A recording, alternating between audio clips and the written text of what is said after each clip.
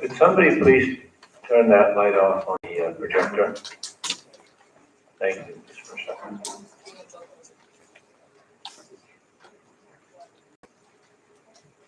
Just want to welcome everybody to the meeting this evening. Just only announcement I have to make is I joined Mrs. Verona and Mr. Pinto on a tour of the buildings last week before the beginning of school.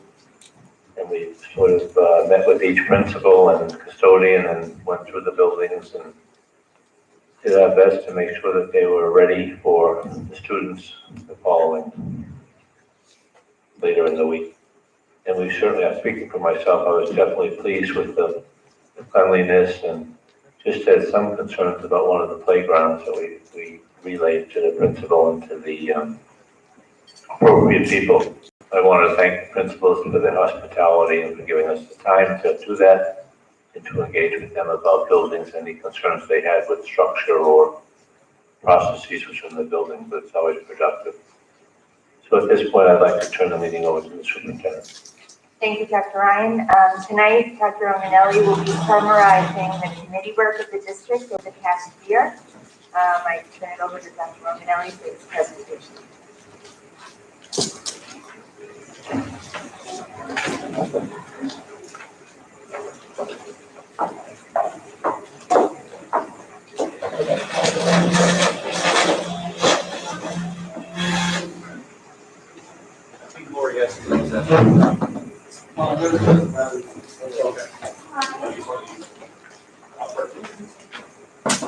By the time the projector gets going, you're good to go.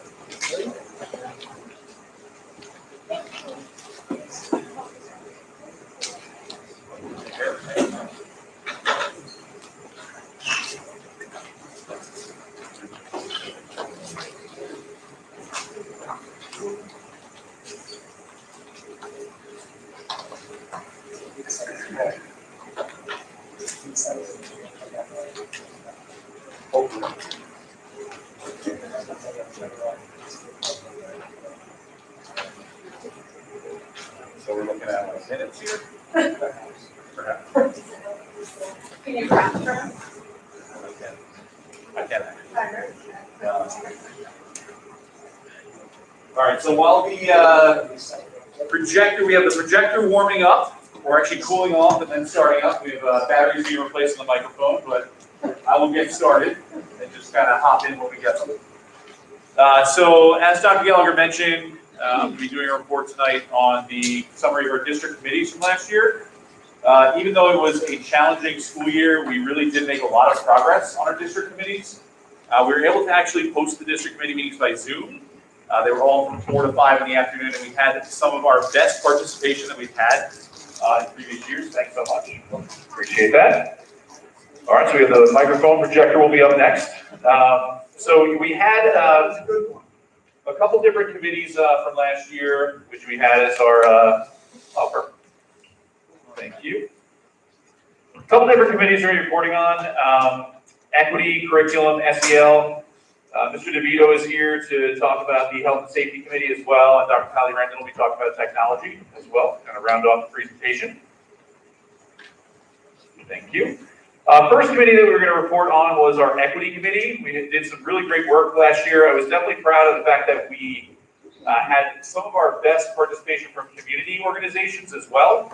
We have participation from Long Beach Latino, Circulo, MLK Center, the City Housing Authority, Long Beach Aware, all collaborating to talk about equity across our school district. We were really proud of that, all that participation. So when we started this committee, typically our work will be on the first meeting to talk about setting goals, and we identified 3 specific areas that we wanted to focus on for Equity Committee this year: ensuring a culturally responsive curriculum, programs that promote equity, some that we already had in our buildings, others we might want to bring to our buildings, and also building community partnerships and ensuring that all voices are heard. As part of the culturally responsive curriculum scorecard, we actually used something from NYU Steinhardt. It was a tool that we were able to take a look at some of our different curriculum that we used across the district. We focused on social studies and ELA in late elementary and early middle grades, so 5th and 6th grade social studies and ELA. And we took a look at a couple of different areas including character tallies, representation, social justice, teachers' materials. And I'll give you a sample of what one of those charts looked like that we used. Teachers took a look at their classroom libraries. They took a look at different teacher materials that we use in our classrooms. If I could point you to maybe number 5 as an example, characters with disabilities are represented. Teachers looked through their classroom libraries to see, if they were satisfied or not with characters with disabilities being in the classroom libraries. And if that was an area that was lacking, it kind of indicated to us that it might be something we might need to purchase some materials for. As you can see, these are just some of the books. Dr. Radice and the ELA department did some great work identifying some books that we can bring into our classrooms at the elementary level. And you can see on the right here the lifelong practices of readers and writers. And you can notice actually that in the Next Generation Learning Standards, the second bullet in the lifelong practices of readers mentions reading often and widely from a wide range of global and diverse texts. And also the standard at the bottom that you see. Students should be able to assess how a point of view or purpose shapes the content and style of text, drawing on a wide range of global and diverse texts. The texts that we've brought into the classroom are not to replace other texts. They're to complement what we already have in our classroom libraries, and also to provide diverse literature for our students across the board. We also, PD was one goal that we identified in this committee this year, is something that we wanted to talk about within our classrooms. We feel that this is just one example of what we'll be doing next year for professional development this coming school year. Navigating challenging conversations at school. And we really have a talented group of teachers in our school district. This training will be specifically for our social studies teachers, and talking about how we really want to have nonpartisan, issue-centered discussions in our classrooms, and how we can do that as educators to facilitate those within our classrooms. We want our students to be able to, this is really one of the most important topics that we can teach our students at this current time, is that school needs to be a place where we have conversations like this. We just need to do it in a way that's respectful, and the teachers can serve as a facilitator. Civil discourse. Our curriculum committee, I'm going to kind of go through this a little quicker than the others just because we have had a presentation already on the profile of a graduate. This is, for those that haven't seen it, our visual representation that was created by graduating senior last year, Jasmine Soriano. We read a book as a district, what school could be, hosted a community film screening of Most Likely to Succeed. We gave a survey to our community, to our staff, to our students about the most important traits that we felt our Long Beach graduates should have to prepare them for life. That we don't necessarily know the jobs they'll be around in 15 years, but we do know the skills, knowledge, habits, attitudes that our students will need to be successful. And this was a visual representation of that. The work of the committee this year was really to kind of dig deeper into this, take a look at defining each of those profiles, and taking a look at how this looks in our classroom at different levels. Pre-K through 2, 3 through 5, 6 through 8, and 9 through 12. So we did this for each of the 10 and created a guide that can be found on our website. If you take a look just in the curriculum instruction, the curriculum resources tab on profile of graduate, you can take a look at the full documents and take a look at that more in depth. Also, our social emotional learning committee. We had 3 different subcommittees here as well. As many people know, we have rolled out a K through 12 SEL program called Choose Love. And that's something that we focus on implementing in this district committee as well. We talked a lot about how to get that rolled out at the elementary level, which we have now actually a curriculum map, and we have all 4 different units that we're rolling out throughout the year. Pacing guide has been created. We're rolling that out in our middle school health and phys ed classes last year, and we're focusing this year on our high school classes as well. We were able in the elementary and secondary SEL groups to administer surveys to our students. In the secondary group, we gave all sorts of different questions ranging all the way from the most basic needs of I have enough access to food is one we gave an example of there. And you can notice that a number of students answered, the all the way on the left was never, and all the way on the right was always. We had some students that said never, rarely, sometimes. And we actually asked students if they wanted a PBS staff member to check in with them. We had over 100 students indicate yes, that they would like to have a meeting with the PBS staff member. All checked in right away, and we were able to have some really important interventions as well. We also used the survey results to identify major themes that we wanted to work on last year. Our biggest guiding question was, how can our students feel a sense of connection to their school? And we saw this in the survey results. We wanted to provide more opportunities for connection. We really focus on these 3 bullets here that, students are more likely to succeed when they feel connected to school.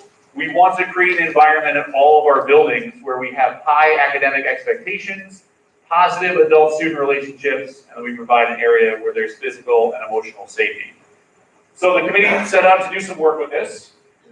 Our middle school actually did some great work here. The entire staff of the middle school put up some charts for every single student in the school. They took 3 different areas, said, do I know this student just by their name? Do I know them by name and face, and I could identify them? Do I know about their academic progress? And do I know a personal story or connection with the student? And then went through and took a look and reflected afterwards to see, are there any students that we need to make connections with that we're missing? This was actually really interesting last year, just because of the hybrid model and some students being fully remote, that when you wouldn't necessarily know the name and face piece, at the middle level or high school level, we have many students with cameras off during remote instruction sometimes. So it was tough, and we identified some students that we really wanted to make more personal connections with. We also took a look at some writing opportunities. Transition was a big area that we wanted to focus on because we had students that were now last year in a new building, but had not necessarily even been there in person. Students new to the middle school in 6th grade that were remote or hybrid, and we wanted to focus on helping our students transition. This quote up here was really important and kind of what guided our work. It says, adversity is common, short-lived, and due to external temporary causes rather than personal inadequacies. What we did in the ELA department, and again, Dr. Renise did some great work organizing this with the teachers, was we had students in 8th grade write about a time where they experienced adversity and overcame it, and we shared that with our 6th graders. They were able to read it and reflect on that. Same thing with our seniors in high school. We're able to do that with our 9th grade students as well. And you can see that that's the big piece, is that, especially in a year like with COVID, this was an external piece that was causing some issues for students that was not reflective of a personal inadequacy of theirs. The elementary level, these were just some examples of what we did based on that same sort of idea. This on the left was the circle of control. Within the circle is what you can control, things like who I hang out with, my words, and things out of your control, the weather, coronavirus, what one student listed here. The Kindness Ninjas was a club we launched last year, actually. They created this kindness calendar, which challenged you to have 30 acts of kindness within 30 days. And also, there was a coping strategies March Madness style bracket that we launched at the elementary level, and students were able to participate in and vote on different coping strategies throughout the weeks as well. As I mentioned before, we also worked on our Choose Love implementation. Choose Love is focused on courage, gratitude, forgiveness, and compassion in action. There's a unit for each of those at each of our grade levels, and all sorts of different activities that can be rolled out. Ms. Golden chaired this, our elementary guidance counselor chaired this committee and did some excellent work rolling out at the elementary level as well. As I mentioned, we rolled it out, Mr. Epstein was great with getting this rolled out in the physical education and health department at the middle school last year, and we'll be launching it at the high school this year as well. All right, so I'll turn the microphone over to Dr. Kelly Rendon, who's going to give a report on our technology committee. Thank you very much, Dr. Romanelli. I would say every year I'm very proud of the work that we do in the technology committee, but especially last year with so much going on with remote and hybrid instruction. I think what was going on in the technology committee was almost extra important, especially because we have representatives from all of the different buildings coming together, sharing ideas, learning about new things that are going on, new initiatives, changes regarding the technology, and bringing those back to their buildings and acting as representatives and heralds for us. So for example, we brought in some new products in response to remote instruction, Kami, Nearpod, Seesaw, ClassLink, and we had little overviews of each of these at different meetings. We had a committee discussion of accessibility to and filtering of online music platforms and using district devices to access things that some people might find either controversial or grade level appropriate versus inappropriate. And it was a great discussion. And we came up with empowering the students to make those decisions about what's appropriate for in school, when using school devices, et cetera, and implemented some decisions based on that. Google made I can only describe it as a ton of changes in response to remote instruction, and we used one of the district committee meetings to go over what some of those upcoming changes were and a little bit of the timeline, because they were announcing changes that were 1 week out all the way up to 2 years away. So setting kind of expectations for when teachers would be able to see those in their classrooms. One of the big things that we did at the end of last year was changing all of the student passwords from a rather insecure password method to a much more secure one where every student had what I'll refer to as an unguessable password.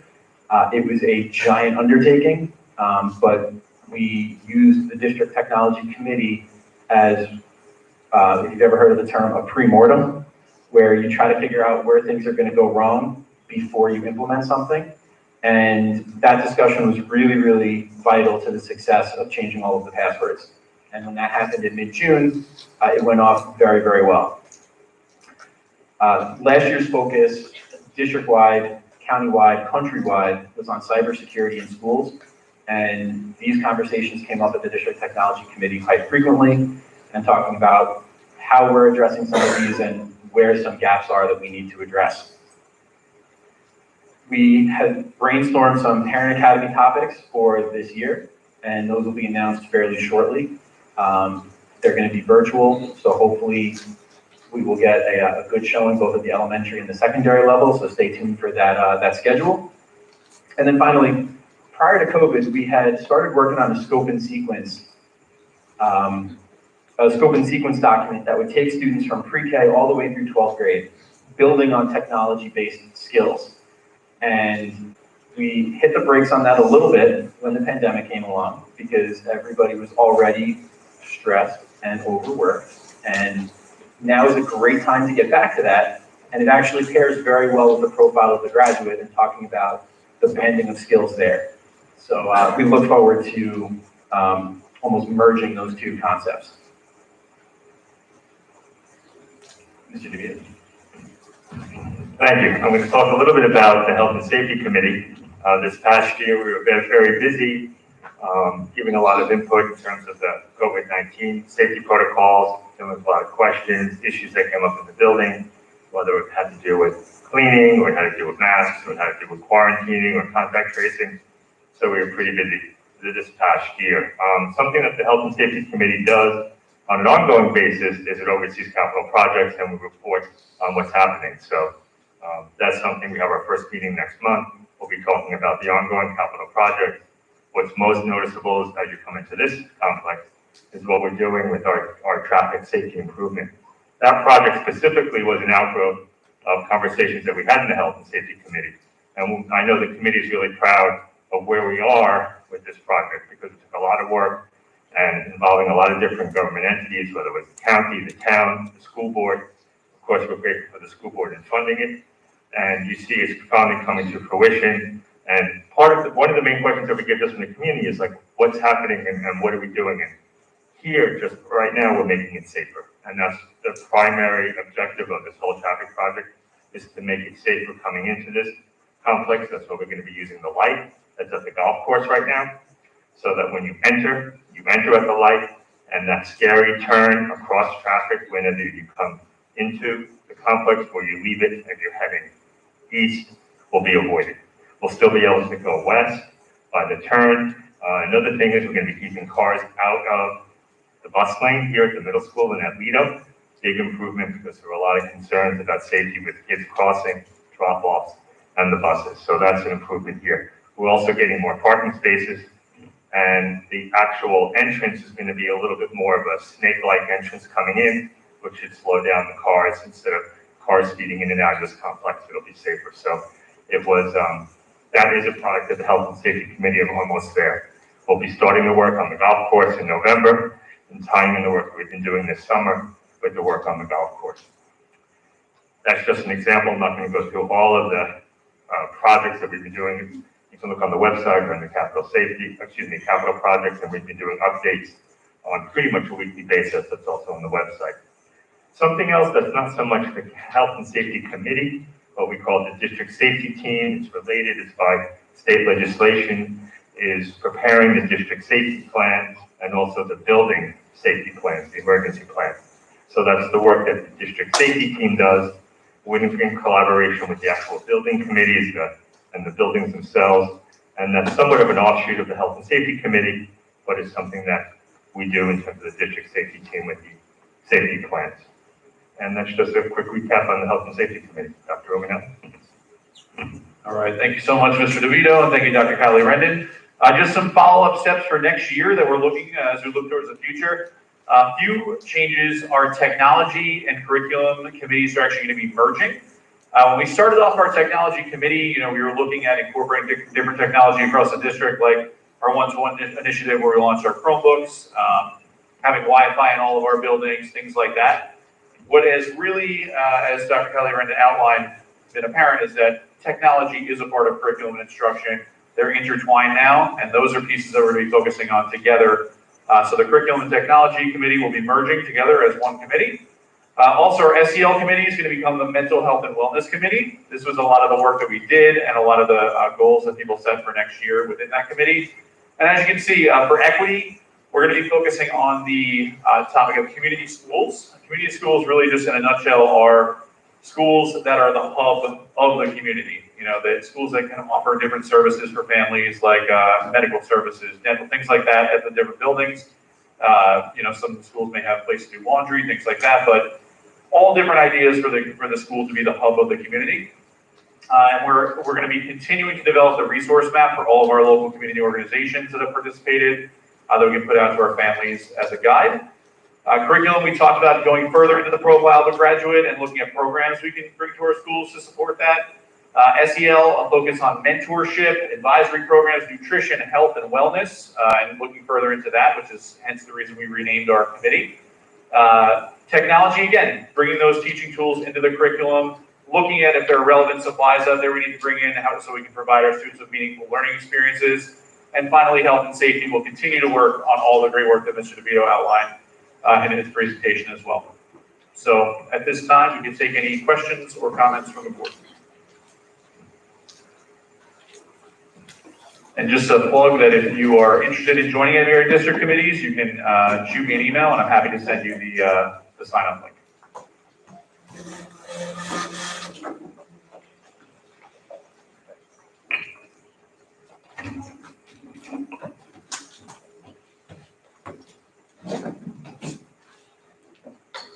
Any board members?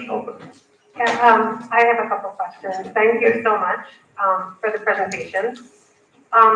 Few of my questions, just to clarify, this page here with the survey. Yes. So this was given to, you said, how old were the kids? Those students were in middle school and high school. That's That was what I for secondary. So my question is for younger children, elementary age, if we're going to continue this, which I'm assuming that you will in some way, how are those children able to access these questions and answer them if they can't read or write? So Ms. Bernardino Arden, our elementary social worker, actually worked with the committee to create a survey for the elementary level that was more age appropriate. So we're going to work with the committee to see if we need to tweak that, to administer it out to students this year. But that question example was one for secondary, but we do have one tailored for elementary as well. Good. And my only other comment was you just closed out the hub of the community was your overarching theme. I'm so thrilled to hear that because as someone who's advocated for many years, as you know, from being on the other side, it's so important that we get the community involved in any way possible. So I would look forward to seeing ways that we can continue to get more and more community members involved. So that really stood out to me, but it was a really good presentation. So thank you. Great, thank you. Anybody else? I have a couple of questions. First, thank you so much, Dr. Romanelli, Dr. Kylie Rendon, Mr. DeVito, for your presentation tonight. And I want to thank everybody who served on all of the committees last year. I know it was a lot of work, a lot of days during the months where we thought through these questions. It was actually more of just a year. It was more like 2 years. So I really love the pathway that we're actually heading in, and just to echo what Ms. Pace said, I'm very thrilled to see that we are involving our community more and more in our communities, so they can see that we have a true partnership with them. I only have about one other question. Excuse me, I gotta get my glasses. With the culturally responsive curriculum scorecard, is this something that we will give out to parents on open school night? So the committee actually took a look, we identified a specific area of 5th and 6th grade social studies and ELA within the classroom. The ELA classrooms took a look at the character representation. They took a look at also and social studies classrooms took a look at the social justice aspect, and they both took a look at the teacher materials as well. So a lot of it was geared towards the materials that we use within our classrooms and the teacher perspective there, but that was some follow-up work, Ms. Conway, that we identified as a committee that we want to bring in student perspective, parent perspective, and take a look at kind of furthering our work in that way.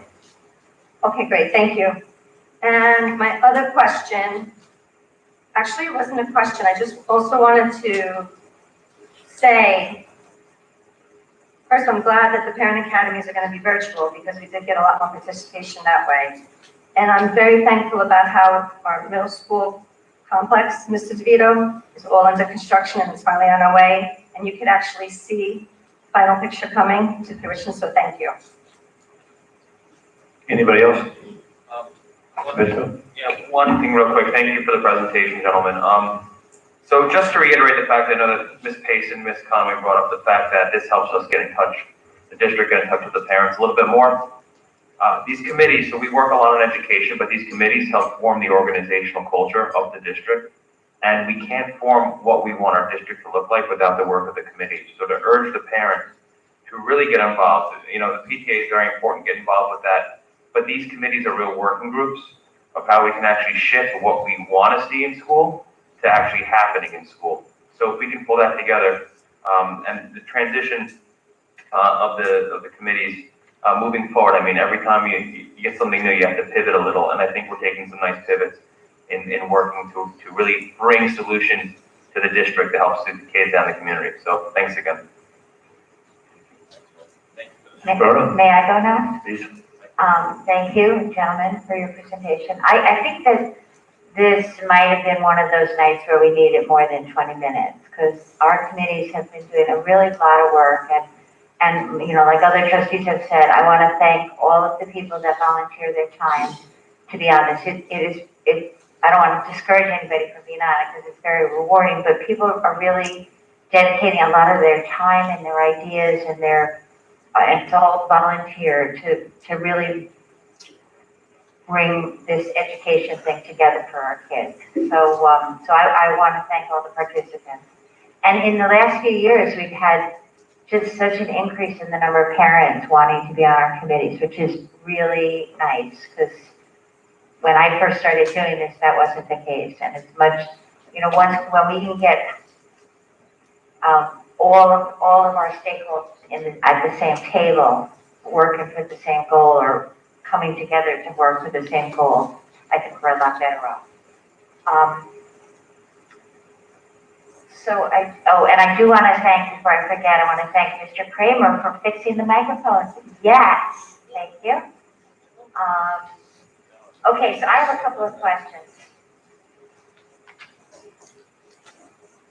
And I was on the equity committee last year, so and I noticed that on our agenda tonight, we are approving an agreement with Adelphi University to send 15 of our teachers to something called a cultural diversity, to get a cultural diversity certificate. So I guess I'm wondering, and I thought that this might be a good place to bring it up. I'm wondering, do we know anything about that? Do we have information about what's involved in it? And if so, can you just give me a general idea of what that program that we're approving tonight is?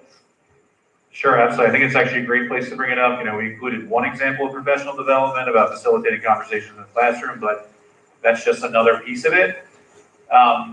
You know, we have a district and school improvement plan for the middle school. We actually, the state has taken a look at some of our achievement growth in certain student groups. We had been given the task at the elementary and middle level to take a look at certain student groups and the growth that they exhibit on the New York State Math and ELA exams. Because we haven't had an opportunity to demonstrate that growth within the past 2 years or so with the state test being canceled, we still have not gotten off the list of being a school, target school or target district and needing to improve growth in our student groups. The positive piece of that though, we are hoping to get off once we have the New York State test again. The positive piece of that though is we do get some grant money. So we have something called the School Improvement Grant that we're able to utilize for specific purposes. One of them is professional development in the area of culturally responsive teaching. So this program specifically, we put it out to, it is called the Adelphi Diversity Certificate Program. We're able to completely grant fund it. We put it out to our teachers last year. We had about 60 people respond, which was a great response. We're sending 15 people this year, if approved, to Adelphi. It's going to be virtual, so they can attend from the district after school. It's 8 3-hour sessions. The sessions are based around different topics, anywhere ranging from topics like racism, microaggressions. There's topics on safe zones for LGBTQ students. There's gender bias. There is the Americans with Disabilities Act and being inclusive within our school buildings. And then there's a capstone project at the end where the teachers can reflect and see, you know, where in their own practice are there areas that they want to make improvements or where are areas where they're getting it right. And I was just impressed with the amount of teachers that were looking at that. We're looking at it really as a reflective opportunity to make sure that we're meeting the needs of all of our students. The culturally responsive teaching piece, you know, there is a lot of research that shows that if we are connecting to all of our students within the classroom, and it's a place that they feel comfortable, and we're really getting to know them as people and their families and traditions and things like that, that the academic growth comes with that. So that's really the motivation to get behind the program. We've had some administrators that have participated in the program already last year that have successful results. And Adelphi has been great about just saying that they would tailor the program to what we need. So we're hoping that after the first go around, we can kind of debrief and see how everything went.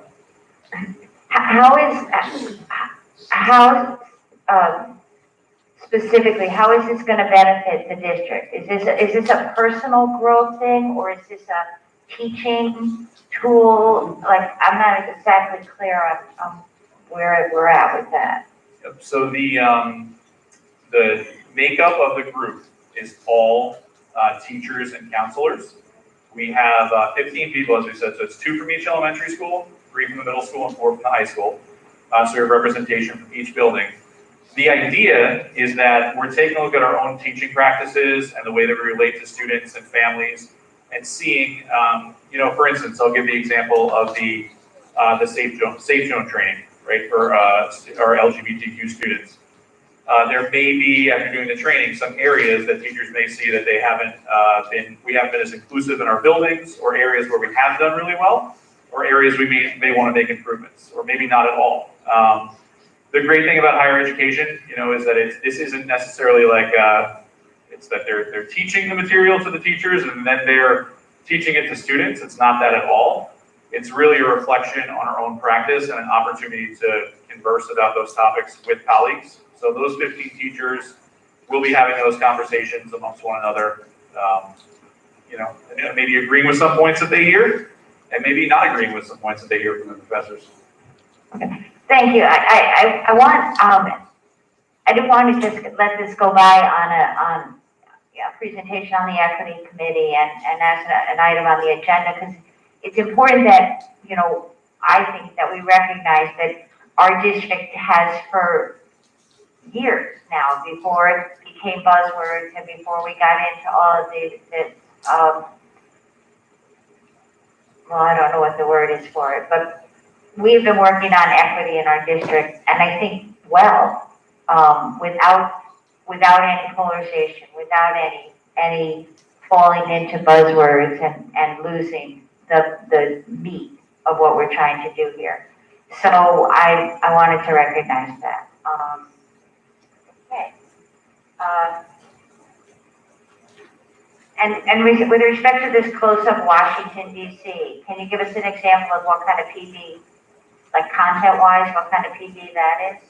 Absolutely. So that is, the focus there is that they're going to take, it's for our social studies teachers at the secondary level. We're going to be piloting with that group. And they're going to be taking a look at things like current events and issues that come into the news that our students come into the classroom wanting to discuss. We do not want to tell our students when they come to the classroom wanting to talk about something in social studies classroom, we're not talking about that, it's too controversial of a topic or that type of thing. We do want to be able to facilitate a nonpartisan discussion within the classroom and have a way that students can teach students that civil discourse. You know, I know that anybody who's looking at social media right now knows that, you know, there's not so much of that civil discourse that goes on a lot of times. So we want our students to be able to participate in that kind of conversation within the classroom. Great, thank you. I also just want to comment, this isn't a question, but you know, the work that the curriculum committee did with the profile of a graduate over a 2-year period was so good. You know, I look at those qualities that we've decided as a district and as a board that we want our graduates to have, and how to develop those from pre-K all the way on up through the time of graduation was amazing work. I was on the, and I also think that the breaking up the committees into subcommittees has helped to keep it a little more focused and to get more work done. And I was on the secondary SEL committee. I was so impressed because up until last year, I felt like our secondary kids were kind of on the short end of the stick when it came to SEL work. You know, we were doing all this stuff in the elementary schools and we didn't, but you know, our staff had amazing ideas, some of which we were able to implement, some of which we talked about working on this year. So I love the committees. I think that anybody who has the time or the interest to do it should really get involved. And I just want to confirm, you said that the SEL committee is now going to be the mental health and wellness committee. So we're not going to have a wellness. We used to have a wellness committee and SEL. Now we're just going to have one committee. Correct. For both of them. Okay. Yes. I love the fact that Dr. Kylie Redden is going to go back to the scope and sequence discussions, because that's so critical, and it's been so lacking since my kids middle school. Like, we didn't even talk about it in elementary schools, but it's been really lacking, and I'm so thrilled that you're going back to that. And that's it. Thank you. Dr. Romanelli, I just have a follow-up question to what Ms. Verona was asking. If we can go back to the 15 teachers attending, I guess it's what you would consider professional development, correct? Correct. So my question is, I want to make sure I understand and expand a little bit on the values. So once they attend these sessions and programs and learn, it sounds like there was an overwhelming response that 60 teachers were interested. Are these 15 teachers then charged with coming back to share amongst you what they've learned? And then I'm under the assumption that nothing will be implemented in the classroom that they learn without approval. Right, absolutely. So the plan is that after these 8 3-hour sessions, which will take place beginning of October, so as we get into the new calendar year, I'll be meeting with a group of 15. We'll be talking about, you know, if there's anything that they want to bring back to faculty at, let's say, faculty meetings or grade level meetings maybe, or department meetings. We'll talk together about whether we think that it's important for another cohort of 15 to attend, possibly next year, or if we think that just turnkey at the building level is good enough. You know, there may be some sessions that are more meaningful to our educators than others. So that's why we have such a wide range from elementary to high school. We have a diverse group of people as well. So we're looking forward to the discussion from it. Okay, thank you so much. Absolutely.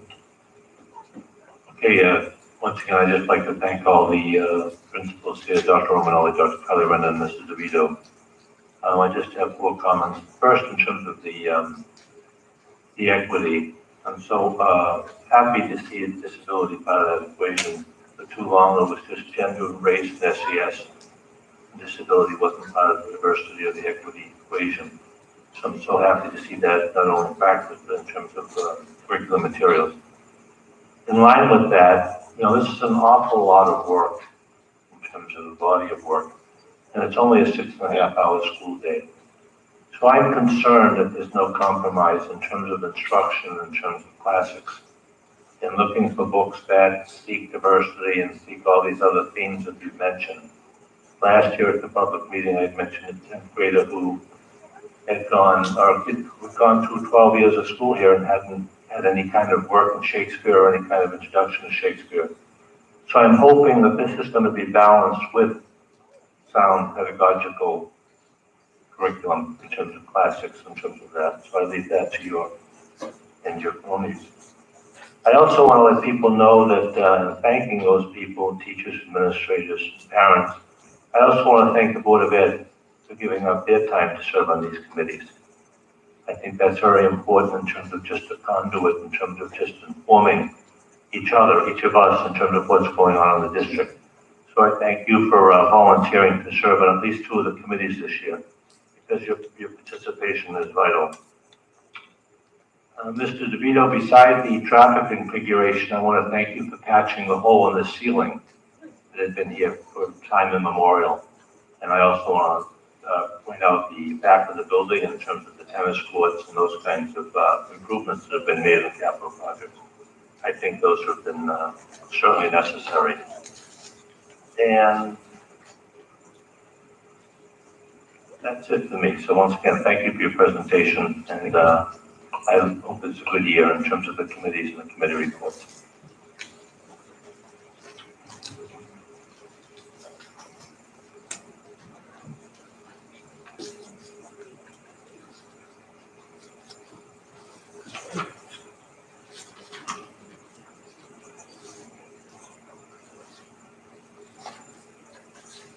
Student organization now. Questions and comments from the public on tonight's agenda only. Questions and comments on tonight's agenda only. And just if you haven't been here, if this might be your first meeting, just the general protocol is to please come to the mic, give your name and address, and generally there's a 3-minute time limit, so if you could sort of consolidate your remarks in that time period, we'd be grateful. Thank you. Hi, Christina Kramer, Broadway. Just a couple of things about the meeting tonight. So I was wondering what kind of equitable situations needed addressing. I agree with whoever was speaking before in that I thought we were doing a great job as far as equity. So I'm finding it difficult that we need additional training, and that $30,000 is a lot of money. And I can think of a lot of other places that money could be spent. So I'm not entirely sure why we would need that. I am also wondering if we are going to be receiving a list of the new textbooks that are going to be encouraged reading. And as you just mentioned, I'm just curious as to which books will be replaced and removed instead of reading some of these classics. Also want to thank you for the microphone. We haven't been able to hear or see, and now we can hear and see, and I was back there and I can see that it's nice and clear on the screen, just mentioning that. And just wondering how the 15 teachers that are going to the equity training were chosen, as opposed to, there were 60. So I'm just wondering how they were chosen. I'm also very, very concerned that this sounds a lot like CRT training, and I want to make it clear that if there is ever a situation where they're teaching the students that there are oppressors and oppressed people, I would be very strongly against that. And I don't understand why our tax dollars have to go to teachers' personal growth. If they want personal growth, they can do that on their own time. I feel very strong that we should be using our money towards other things like Article 78, which is not on the agenda, but I'll bring that up later. So that's all for now. Thank you. Thank you. Anybody else?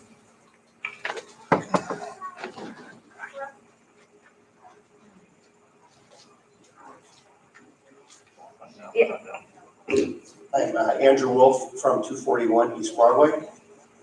So I'd like to speak a bit about the equity program that was mentioned, especially with regard to that Adelphi equity program that you'd be sending some teachers to. So much of what I heard about that program seemed quite offensive to me. So the whole idea of teaching about microaggressions and safe spaces, this to me really sounds like the sort of thing that really makes children into snowflakes. This sounds to me like left-wing indoctrination. The sort of indoctrination which I heard about there, to me sounds like the sort of thing that creates division and intolerance. Intolerance for those with more traditional or conservative viewpoints. This just seems like the sort of thing that I read about in the media about children who are growing up to be self-hating Americans or ones who feel guilty for being born white. I just don't see how this is appropriate or necessary or how this improves our school. Thank you. Thank you. So I would actually like to respond to both of you. First of all, this is not for their personal growth, it's for their professional practice. It is not taxpayer money, it was funded by a grant. And under no circumstances in this district will we be teaching anything that makes children feel ashamed of who they are, or that they feel that there are oppressors and those who are oppressed. As Mrs. Rona said, we have been doing equity work and have had an equity committee in this district for over 5 years. It has worked so that we can make sure that every single child in our district feels included and can reach the goals that they've set for themselves. We all come with a set of our own experiences and background, and we don't necessarily understand the experiences and backgrounds of other people. That's what this training session is designed to do, to help teachers to understand so that they can better reach their students. We are about inclusion, inclusivity, and children feeling valued for who they are in this district. And while this is this year a controversial topic that's been politicized, this is work that's been very important to our district as we really seek to make sure that Long Beach is a model where people do feel valued and included and together and not alone.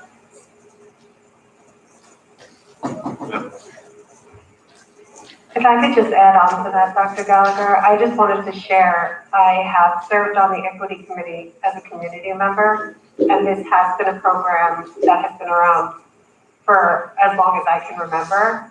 So some of the members that are here tonight may not be familiar with that. I would ask you to familiarize yourselves with that and even maybe consider serving on the committees yourselves. I think what you'll find is that there was a comment of replacing textbooks. In my experience, that is not the goal. The goal is to expand. And as Dr. Gallagher said, this is for professional development. It's only going to make our teachers better. So I feel it's important that if you're interested in that, that you should serve, and then you'll see for yourself. Please. Good evening. It's my first time here. Corinne Amy. I live in West End, Alabama. Firstly, I want to say thank you. Tonight was very informative. I fully support your increasing training and development. As an adult, I am just learning about microaggressions and training in my career, and I'm sure that that will set our children up for success for the future as well. Any workshops that we can also participate with our children, I would like to look into that further later on. I think that that would be very helpful. I just wanted to add that in. That's not what I'm here for. But I think that any workshop with a parent and their children, I think would help develop both as those conversations are very uncomfortable as I've done those trainings myself in my 40s. Microaggressions are something that happen every single day that you don't realize are happening. And until you do the trainings, you learn what they really are, and they open up conversations that can be extremely uncomfortable. So I think workshops would be really beneficial if we can look at them for the future. Side note. I'm here for health and safety. There was I can't bring up this list. There was a situation. I appreciate your plan of action for the health and safety for this area, as I heard you discuss. There was a situation with my daughter this morning with transportation that I wanted to bring to the forefront. She was left on the corner. There was no room for her on the bus. I have called transportation and the middle school to discuss the matter. She is told that she is too big, and either she was to get off the bus or 3 other children would have to. Her sister was taken on the bus, she's a twin, and she was left. In the matter of health and safety, there seems to be, which I wanted to come here tonight to discuss, a disconnect between transportation and the schools. And I really wanted to address that, not in a negative light. I understand that COVID is presenting a very difficult time for everyone as we're understaffed. We have not the same resources as we used to. But my daughter is 12 years old. I am a single mother that was at work, and it was to my belief that she was at school. 2 mothers that I do not know helped flag down a different bus for my daughter to get to school. And I'm very appreciative for them, and I will be finding a way to reach out to who these mothers were. But I did want to take this platform to discuss that situation. I think that it is very important that, yes, traffic and safety and crossing guards, these are important matters. But when your children are being picked up from the bus, and we're using smaller buses in the West End, and the West End is the furthest from this location, how would my daughter have gone to school today, which was this morning? And I don't want to be negative in this platform, but I want to be very open and transparent that we are barely 1 week into school. There was an issue with the bus not even coming for them last week. I did call transportation today, and the answer that I received, I will not be sharing on this platform. I will email off of this platform. I want to be respectful, and I want an answer and a proactive way to address this situation further. But I did want to bring it to the parents' attention. I am not the only parent. It happened to a young boy today, and the father came to pick him up. I was at work. So as far as health and safety, I just want to put it out there. Can we please figure out a plan for busing, larger buses to go? And if we do have to leave for another round of students to be picked up, we can't just leave one at a bus stop. There has to be a group. There has to be some sort of situation in place. That's all. Okay, thank you, ma'am. Your time is left. Thank you for coming. Thank you for sharing your remarks. That I apologize, first of all.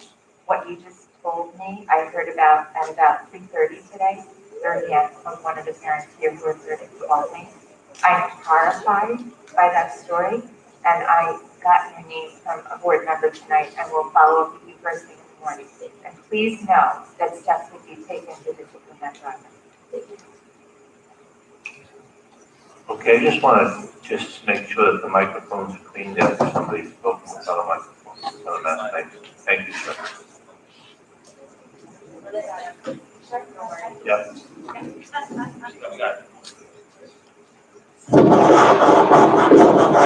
Okay, next. Anybody else? Please. My name is Sean Pastuch, West Market Street.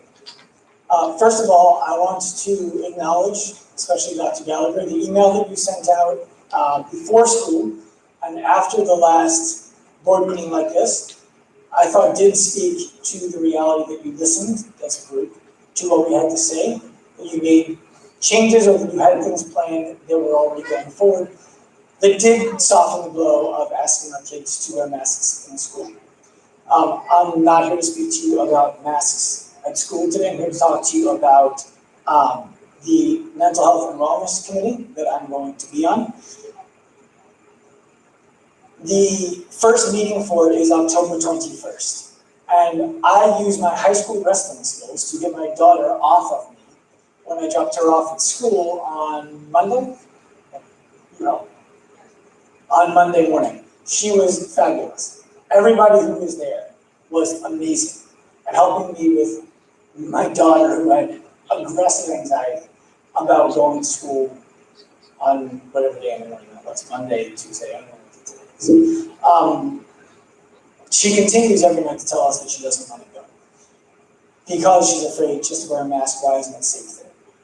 What I'm asking is what we can do to get the Mental Health and Wellness Committee to meet sooner than 20% of the time into the school year so that we can start to potentially come up with things that we can do for our kids now instead of being reactive for them 20% into the year.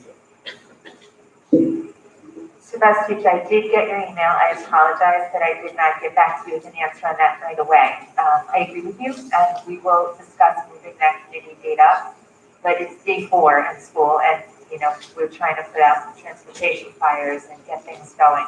But I agree, I think we need to meet sooner, and we'll try to schedule that meeting before the end of this. To be clear, I wasn't meaning to. No, I know. Thank you. Anybody else?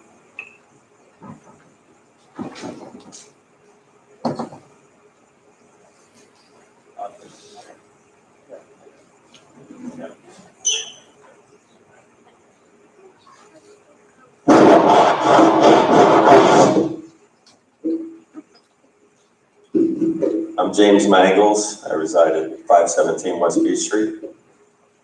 I'm hoping that this adversity will bring us some unity. And I'm looking forward to finding out about the committee you guys talking about. Be happy to get involved. As far as the diversity program, maybe you guys could request a syllabus, expanding on the course content, and that would maybe alleviate some of the confusion. But there was some mention of a tent for outdoor educating or something. Maybe you could expand on that a little bit. I'm just kind of curious, like how that's going to work, how long you actually expect it to last into the year. Is it going to be enclosed, heated, stuff like that. It looks like we're still going ahead with sports, wrestling, football. Okay. During recess at the middle school, the kids are confined to this small little courtyard. Since the beginning of the pandemic, I was wondering if there was more of a recess area for them to get their yayas out.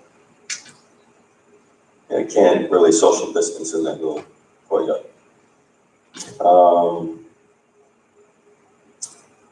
Also, when it's raining or snowing or it's really cold, the kids aren't allowed outside. They're still sitting in the hallways, no seating. And the ventilation system, you mentioned at the last meeting, you said it was up to standards. What exactly did we do to bring it up to standards or enhance it? I know the ventilation thing was a very hot topic for a while there with making air safe or whatever. And I guess we'll stop with that for now. Okay, thank you. Mr. DeVito, do you want most of those were your areas, kind of ventilation outside? Mr. DeVito, short response to you. Sure. So in terms of the tents, each building has a tent, a couple of tents that they can use for shelter. I know some of the buildings already have been conducting classes outside or eating outside, and they didn't even need to set up the tent because the weather was so nice and they just were able to do it outside without any kind of covering. But each building does have a couple of 20 by 20 tents that we purchased last year. We're going to be purchasing some more of them just so they have, again, more of it. And we're still pursuing more of a party tent type of thing. We're having a little bit of a tough time sourcing it right now, but we want that in addition to the tents that we have already. It can't be something that's heated or enclosed, because then it defeats the purpose of having it outside and just having some sort of an alternative to being inside. So that's where we are with some sort of a canopy or a tent. But I know, because I've been checking in with the buildings and with the facilities departments, that they have been going outside and really taking advantage of outdoor space. In terms of the ventilation, what we said when we said that they're up to standard is that we were able to upgrade any place where we have any type of an HVAC system to make sure. I think the highest grade that's available for an institution like ours, meaning a school, is MERV 13. So there are different levels of the filters, and all of our buildings have the MERV 13 level of filters in them. Those were the two having to do with facilities. I don't know, Dr. Gallagher, you want to address The last one was just the outside areas in the middle school. We, as you can see, are under quite a bit of construction, but we hope that that'll be completed by the end of September. We'll be able to expand some of those outdoor areas as well, in addition to putting up a tent in another area. So we want to try to get them out of work. Okay, next speaker, please.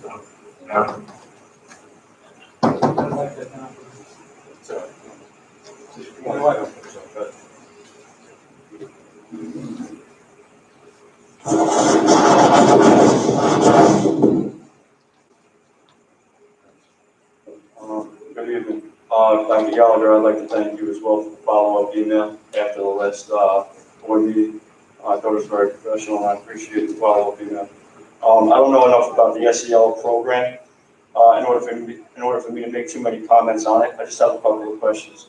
One question I have is there any kind of grading system involved in this program?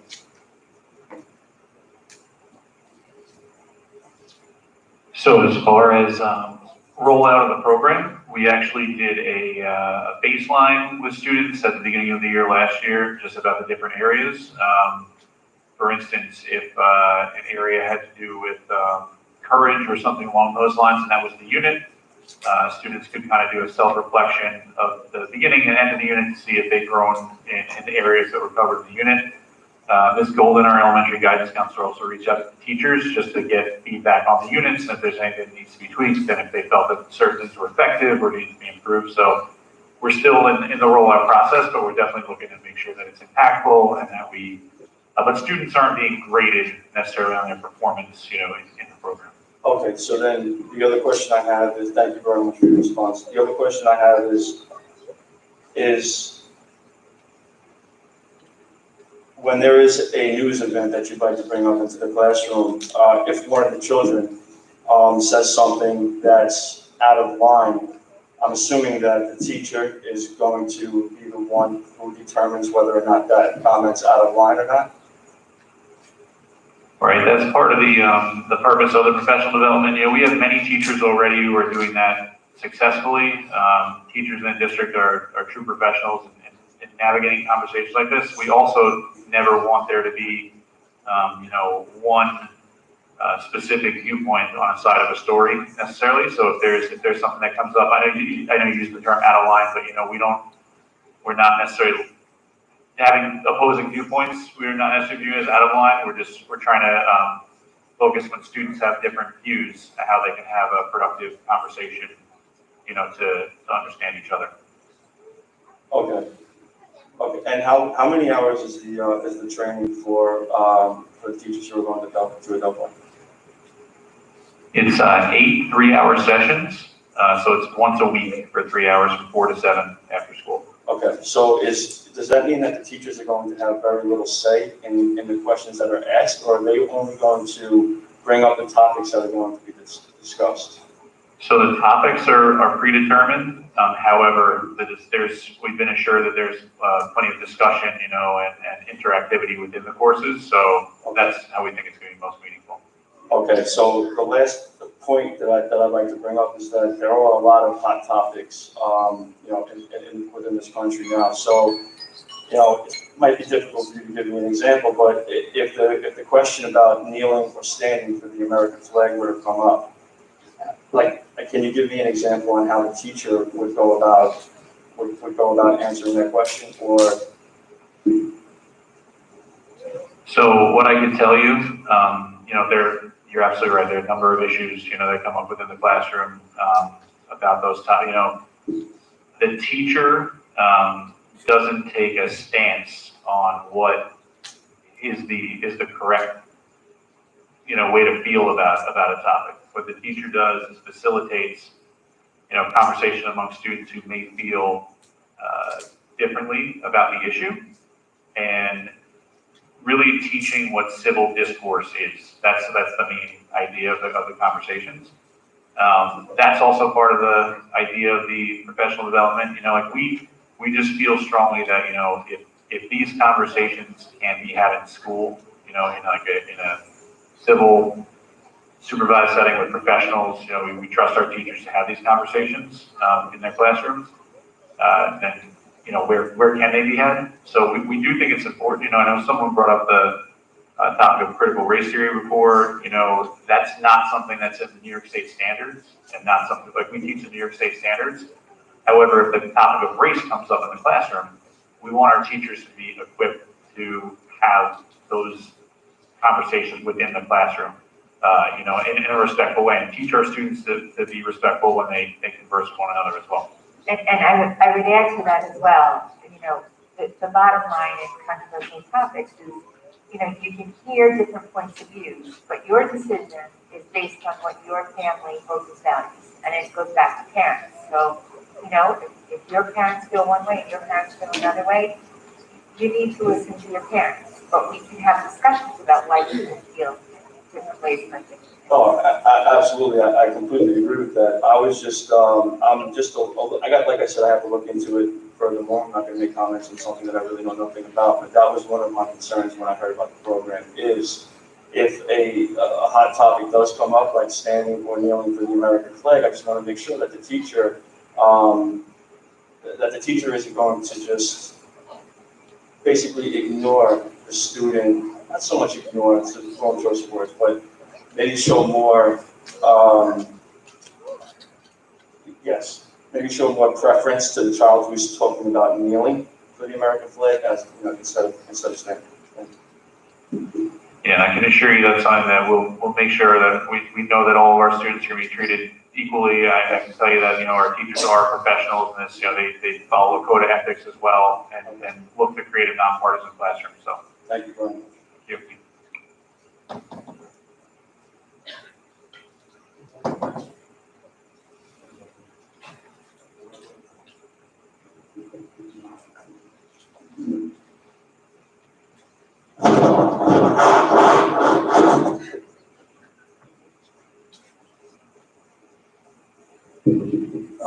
Sorry I was late to the party. I was coaching Bulldog football here tonight. Just give your name and address, Mr. Sure, Tim Kramer, 361 East Broadway.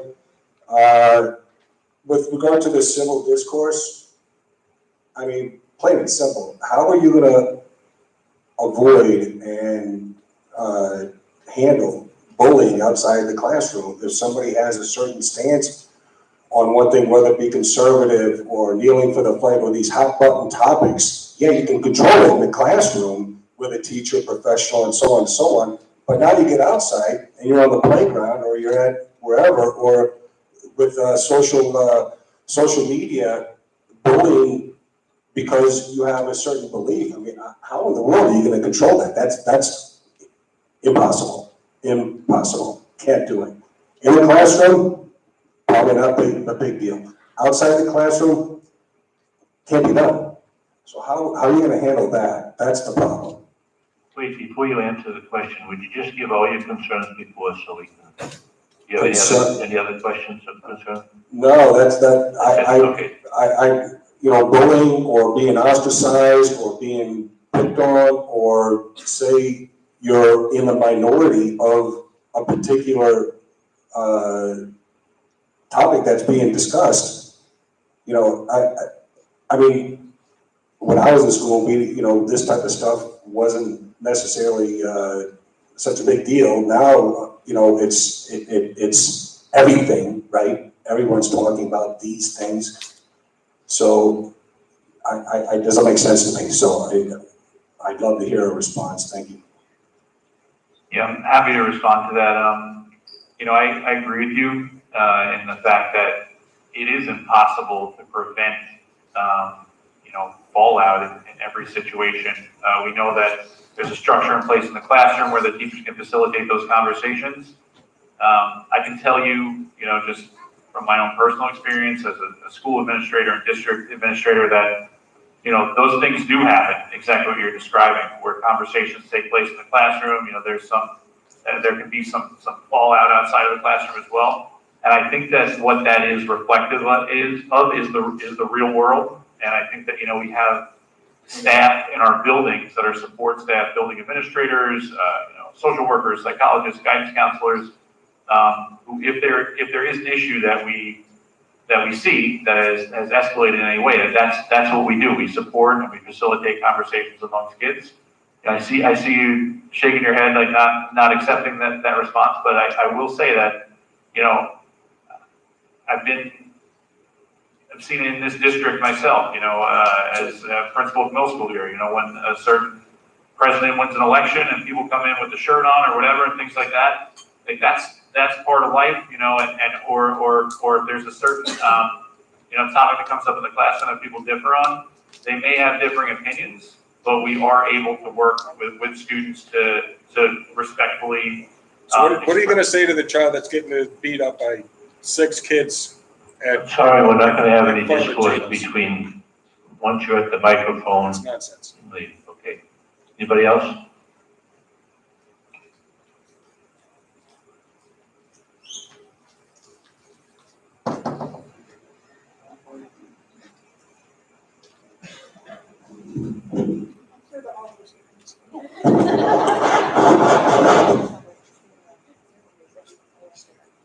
Hi, Jen Slattery, 1 East Broadway. I have just a clarification on the Adelphi certificate. I know that both of you mentioned tonight a grant.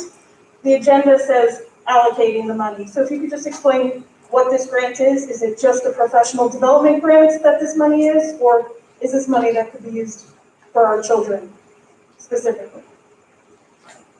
So this is the school improvement grant, and as we mentioned before, it's related to academic achievement on state testing for specific student groups. So we're required as a district and schools that are identified to write an improvement plan that a full school committee meets on. It involves parents, students, staff to develop an improvement plan.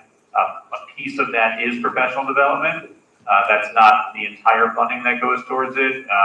You know, but we do allocate some of the funding in that area. But it is fully grant funded. I know someone brought up taxpayer dollars before. We're utilizing this funding based on the school improvement grant. Anything else?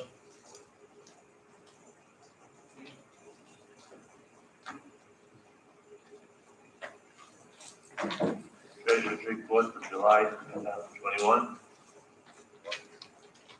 No action needed. Approval of minutes for executive session of August 23rd, 2011, executive session, a regular meeting of August 24th, 2021. May I have a motion? May I have a second? Second. Any discussion? Mrs. Pace? Yes, sorry, yes. Mr. Pinto? Yes. Ms. Verona? Yes. Mr. Yes. Conway? And I vote yes. Presentations to superintendent? I'd like to ask the board to consider item 1, superintendent personnel. May I have a motion? May I have a second? Second. A second, thank you. Any discussion? I would just like to thank everyone who is now leaving us for retirement. Thank you so much for your service, serving our students, and I would like to welcome everyone who is joining us. Any other discussion? Okay, Mrs. Pace? Yes. Mr. Pinto? Yes. Mrs. Verona? Yes. Mr. Conway? I vote no on J, but I vote yes for the rest. That's 1J? Yes. 1J. Okay. Okay, and I vote no on 1D and 1G.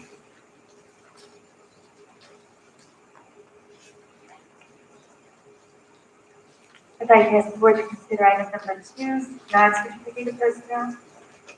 I have a motion, Motion. second?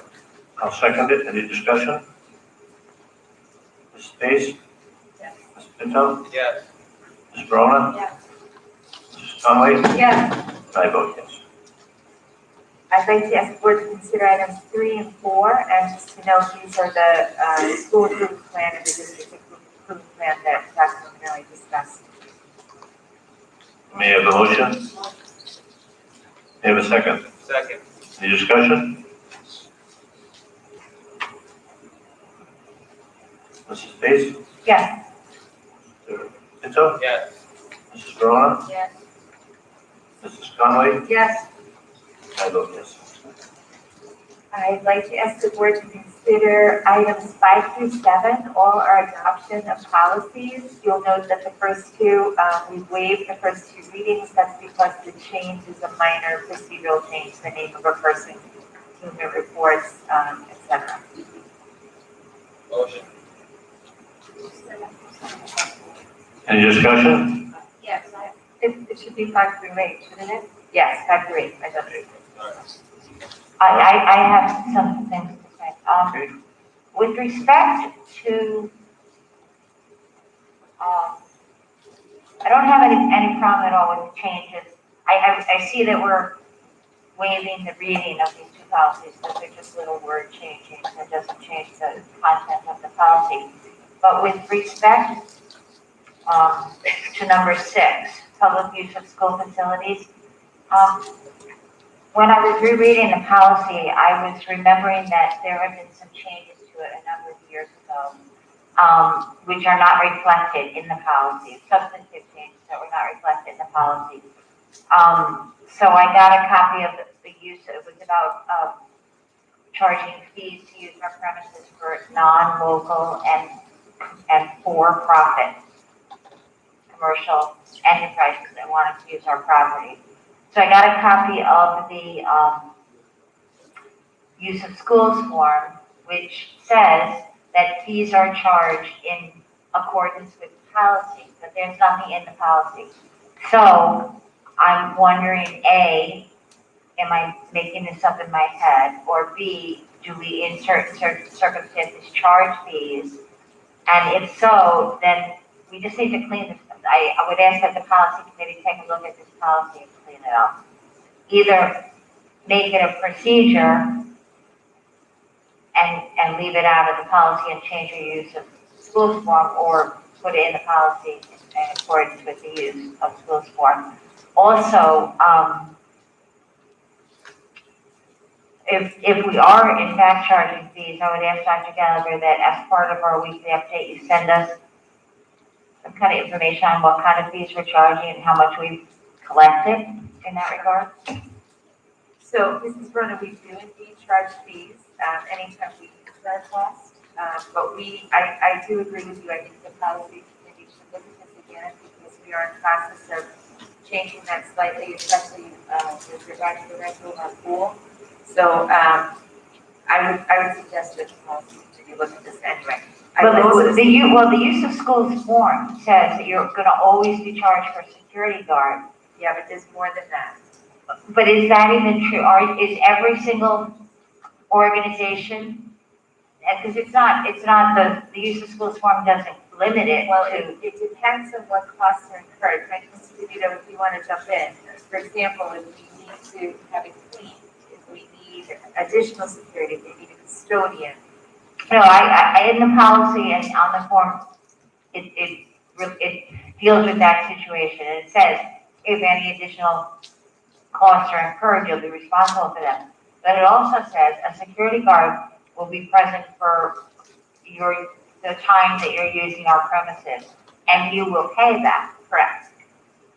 So I'm wondering if all the groups that are using our premises are in fact paying that. And again, if that's not what the board wants, that's not the issue, but that's what our form says. So my understanding is yes, to make it consistent. But I can send home more information to the board on that this week. I would recommend that you approve the policy change tonight, because it's just a procedural change about where that permission starts. And then I think we should send the staff policy committee again.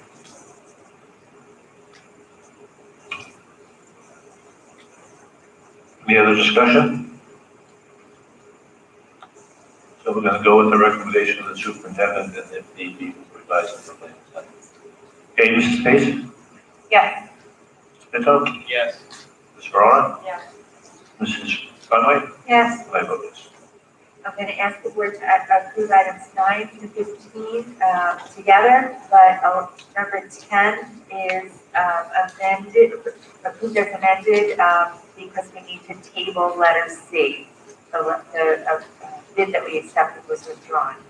And then on number 15, as amended, it's just to correct the date. It says 2021 instead of 2022. And that's the wrestling clamp. Correct. Mrs. Dolan. Okay. Okay, may I have a motion? May I have a second? Second. Any discussion? I just have a question for the custom wall graphic.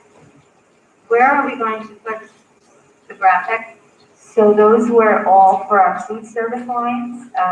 Some of the improvements we did last year to make the food look more attractive and to, put bulldog signs on the food service lines, some, improvements to the way they look. That's what that's. Are we also still planning to use some student drawings as well to help make it look more appealing? Yes, if you've been in high school, you can see that in the cafeteria and in many public spaces, they have the IDR students make murals on the pillars. They're incredible. They will be not too difficult to see. I just want to ask a question concerning number 9, in terms of the teachers. Will they be receiving credits beyond in terms of for study, professional development? And then so how many credits will they be given for this training? Dr. Natale, it's 15, can you do the math on that? It's divided by 3, right? Because they're not graduate credits. We might have to give They will be receiving credits from the university as well. Re-graduate? Yes. How much time is that? That's the 15 hours, 15? It's grad 24. It's 24 hours in person, and then there's some time on their own as well. Any other discussion? Yes. Yeah. Just want to thank legislator Ford and Senator Kaminsky for donating the backpacks to our kids. We try to do a lot of those backpack programs throughout the summer, and it's been a challenging year, so I just want to thank them and Ms. Conway also her participation in the backpack donations. Thank you. Any other discussion? I had a couple of them. Good. On 10C, the item that has been tabled, what are we gonna, okay, so I get it, we put out a bid for bigger tents and we only get one person response and then they rescind their bid. So we can't possibly move forward with this, but what are we gonna do? We have, made a commitment that we are gonna get our children out of the buildings as much and as often as possible. So it seems to me, that we need to have more tents. So what's our plan to get more tents, even though this bid did not work? Sure, so we can purchase other tents or tarps, canopies from a current municipal contract. What we were hoping to do with the bid that we released was to get a larger tent similar to what we have, but not quite as large, similar to what we had for the moving up ceremonies. But we are going to be moving forward getting additional tents. Like I said, each school building has a few already, but we're going to get more through this municipal contract that we can purchase off. It was just a question of type of canopy tent. So instead of having, let's say, 5 or 6, smaller canopies, we can go with 3 in 1. So it's just that type of thing. Okay, so, and when will that happen though? Because we're already now in the middle of September, so there's a limited time frame. Right, so just in talking with the building level staff, whether it's the principals or the facility staff, they've all said that they are holding instruction or having students outside. So the fact that they may not have 6 canopies, but they have 3 is not impeding their ability to be outside. You know, what it does though is it gives them a little bit of cover for the sun, you know, and things of that sort, but they're still going outside. I know, but when we, as we get into October, it's gonna be raining more than it does in September, and Right. often that is how Yeah. October works. So we are gonna need more tents, I think. I just feel like Yeah. the board made it clear that as part of our reopening, that we wanted to make sure that those kids are outside every day, rain or shine. You know, at some point, we're gonna have temperature issues to deal with, where we're not gonna be able to use the outside. So while we have that opportunity, I just feel like we need to take advantage of it as No, much. you're absolutely right, but so far I haven't heard anybody say that they can't do something because they don't have a canopy or a tent. All right, but I think to Ms. Rona's point, Mr. DeVito, we've had, except for the first day of school, nice weather. So if we have to drive over to Home Depot ourselves, we could get more tents. I don't think that's necessary. I think the facilities department can just get the stuff off the existing contract. I'm kidding. I didn't know we need more umbrellas for October though. That came as a revelation to me. And Mr. DeVito, correct me if I'm wrong, but we could possibly go out to bid again, correct? Perhaps more of those once the Yeah. summer wedding season is over. We can always go out to bid again. Which may happen in the spring, which we should think about before the springtime weather gets here if we're gonna do it. But if we do it now, by the time the bid is returnable and it's time-wise, it doesn't seem like it's gonna work for the fall season. It may work for the spring season. But we'll keep that in mind. My other question, is on the use of schools applications. Have all of the organizations, using our facilities been advised of our, policy in terms of social distancing and mask wearing inside? Yes, And are they all complying with that? yes. Great, thank you. Any other discussion? Pace? Mrs. Pace? Yes. Mr. Pinto? Yes. Mrs. Brona? Yes. Mrs. Conway? Yes. I vote yes, but I'm abstaining on number 9.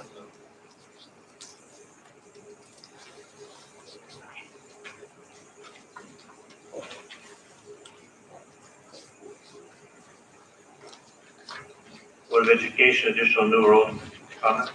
I have, want to go on, the video is being part of mine. Okay, anything else?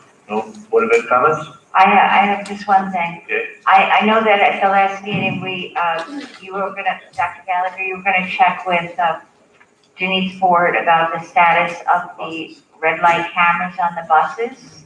Yes, I did, Mrs. Rona, and she told me that the contract is now with the county controller, so they expect it to be approved very soon, and she promised that she would let me know the minute it was. Excellent, and could you keep us all, Of course. not just us up here, but all of us posted? Thank you. Anybody else? I just have a quick comment.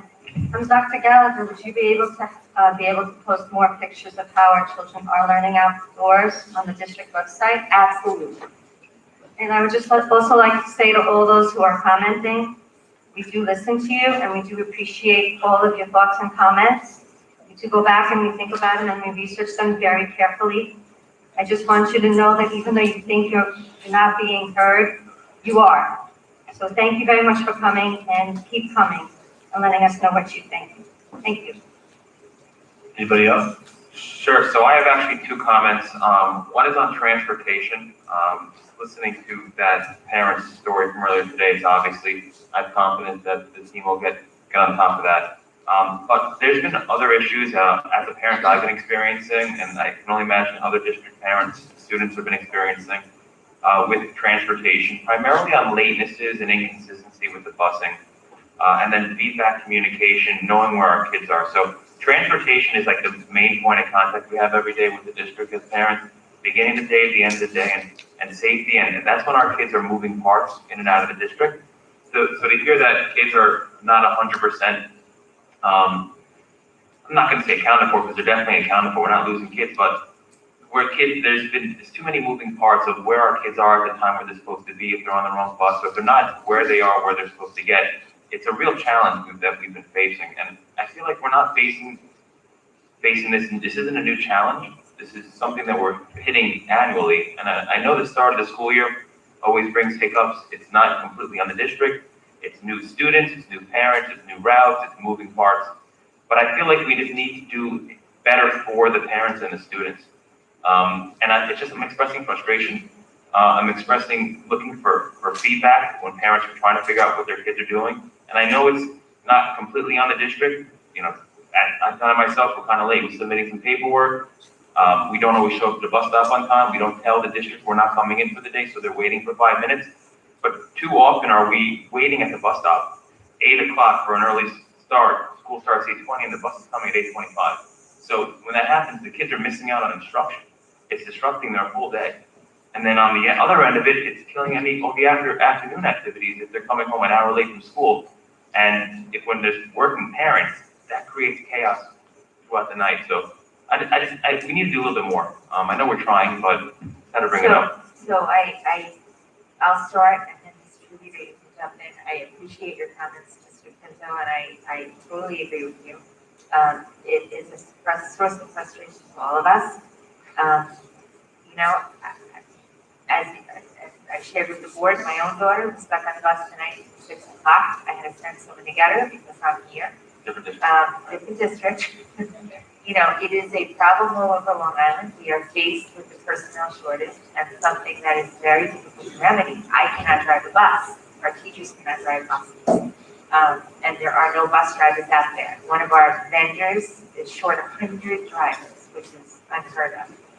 Now, that being said, I think you're right. I think we have to face up to the fact that this shortage is going to continue for several years, and we need to look at our busing patterns and, you know, provide some different ways to, you know, I don't want to say limit our structures, but perhaps change schedule times, look at something that will relieve the stress on our system.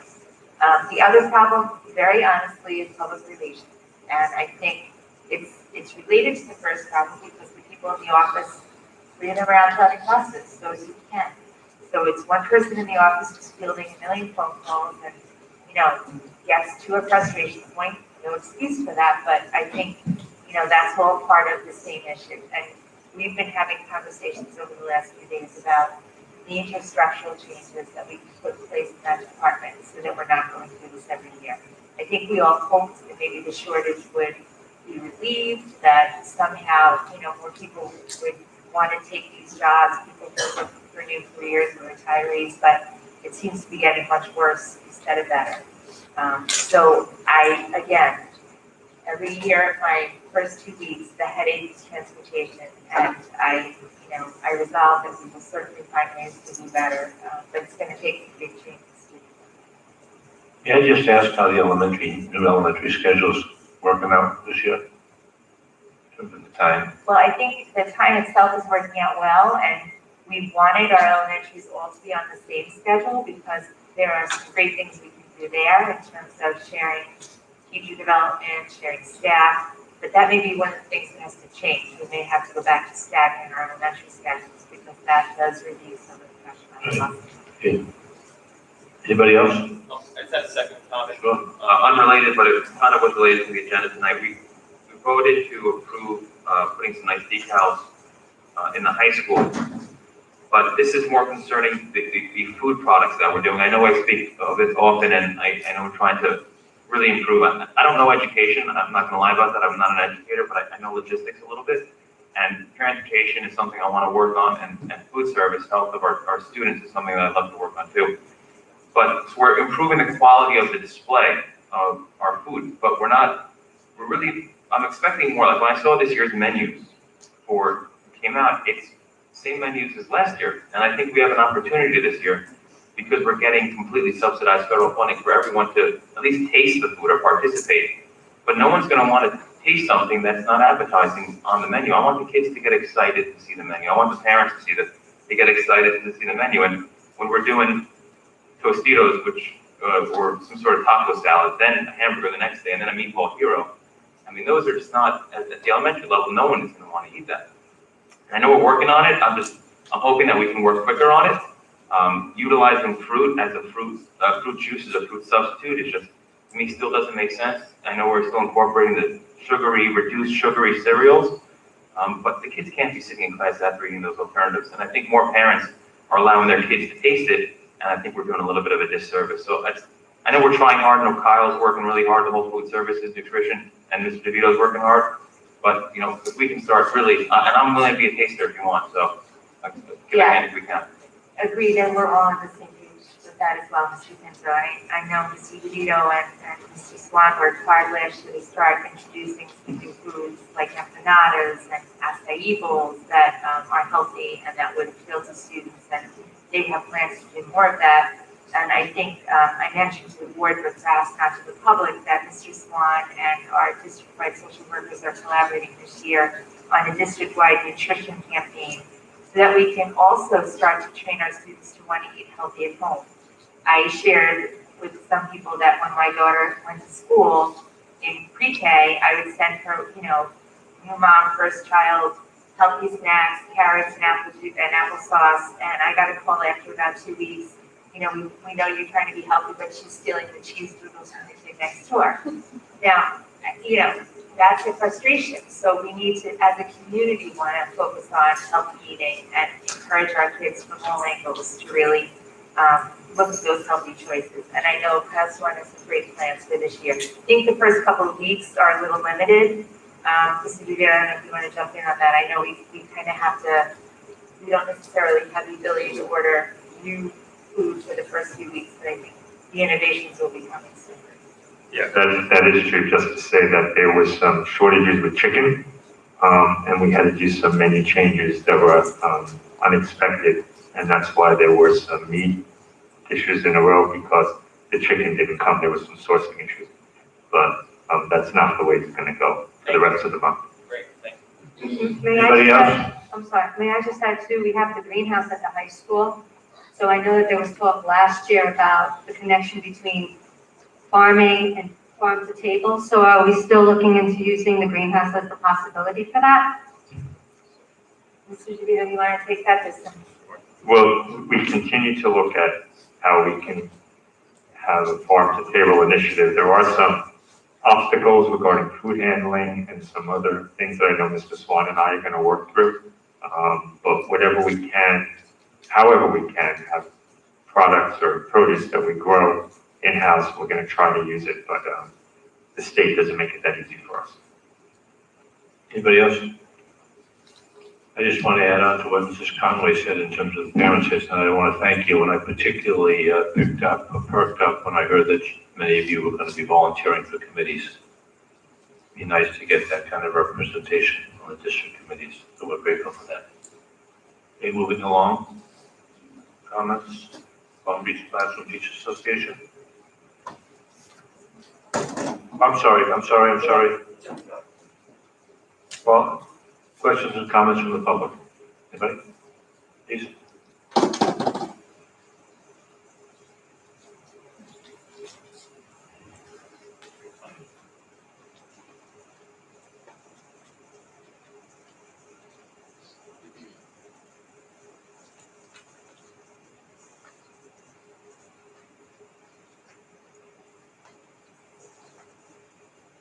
Good evening, Barbara Leahy. I'm Long Beach Middle School Secretary, Address, please.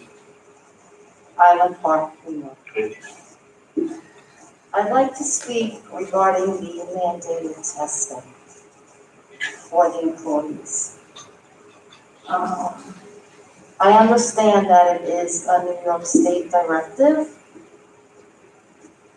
and I'm having a tough time in school because we do have some that are vaccinated and some that are not.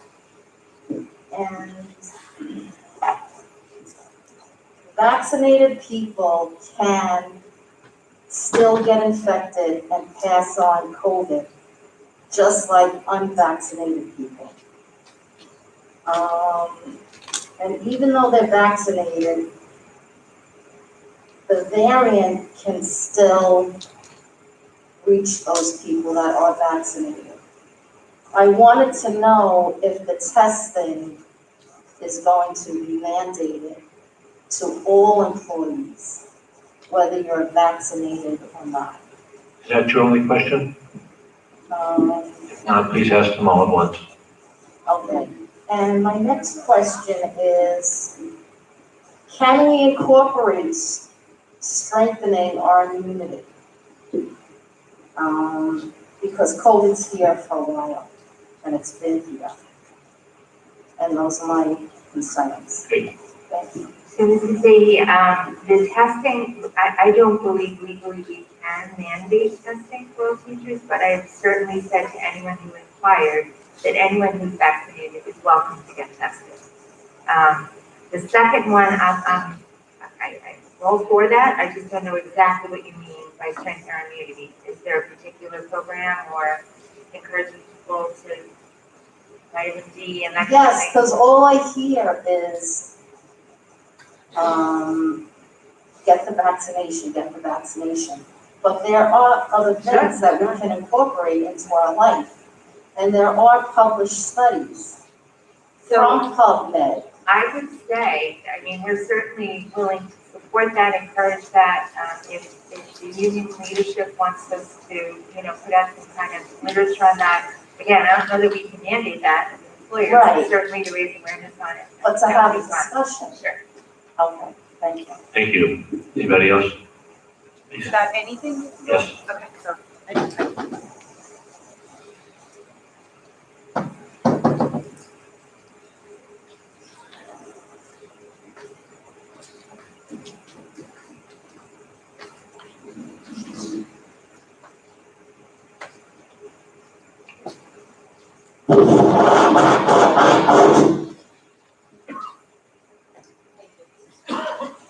Hi, I'm Christina Kramer, Broadway, East Broadway. Okay, so the last two meetings that we were up here, it was all about the whole masks, no masks, is that happening? And the vote went through, and it was because it was mandated by the governor, and we all have to wear masks for the kids and practice social distancing. And it was my understanding that some of you may or may not agree with these policies. And so, I don't know how to get things done. All of this advocating for my kids thing is new for me. I have never been doing this before in any other way. So I'm just doing a lot of investigating, and I've been to a couple of meetings with other school districts, and they're talking about an Article 78, and that is like an action where the school joins in with a lawyer, files an Article 78 to the governor or against the governor, where they have to speak up and, stop the mandates because they're unconstitutional. And I don't know how it all works out, but I know that there's a couple of other districts, Massapequa, Locust Valley, who are joining in on these lawsuits with this other lawyer. His name is Hamburger. And I was wondering, would the school board consider getting into a class action to force the governor to stop the mandates and announce that the schools wouldn't lose funding if they don't follow the mandates, if you had support from the community. And some parents I know I would, and a lot of other parents that I know would get a petition together and get community support to ask you if you would join in something like an Article 78, so that you as the school board would now have the power locally, and then we can now ask you to make decisions for us instead of being mandated by the governor. Am I making sense? Okay, because I'm not entirely sure. So I guess my direct question would be, would the school board be interested in getting in some type of class action lawsuit to impose Article 78, which is to stop the tyrannical mandates? And if you want us to get petition signed, something like that, let me know, and I can start organizing that. That's all. Hey, speaking for myself, I'm not interested in pursuing that. That's you, but there are other people Yes, on the there are, board. but I'm answering first as the president. Okay, that's fine. Is that it? Is anybody else going to answer my question?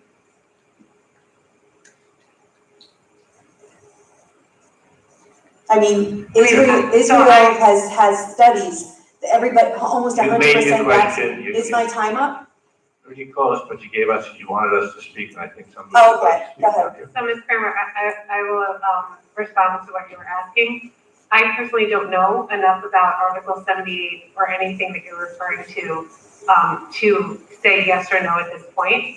I think as a Board of Education, or for me personally, as a trustee, I'm always open to listen to the public. I would say if you want to go ahead and do anything, that is completely up to you. But at this point, if you're asking me if I will support them or not, I truly cannot give you an answer. What I can say is that right now, I stand by, the decision that was made by the governor. I do believe it's right currently for this moment in time. I don't know what that's going to look like in a week from now. I don't know what that's going to look like in a month from now. But I will research this. I'll look at it. I am curious. I do have friends that are on the boards that you referred to. I can talk to them. But I think there's a lot more to this conversation than just asking us yes or no at this point. Well, I have to start somewhere, and I'm just taking a stab at finding information and just taking the next step. That's all. And I appreciate you doing that. And that's what advocacy is. Okay, thank you. I'd also like to respond to it.